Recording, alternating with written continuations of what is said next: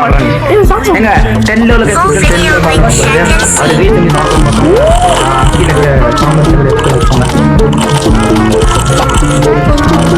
ரொம்ப கீழே எயிட்டி பண்ணிடுறான் டிலேட் ஈவன்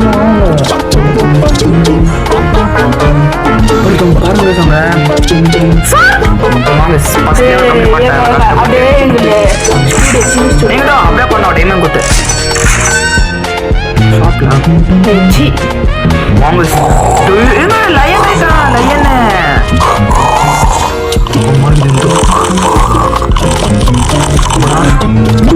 Dom 2x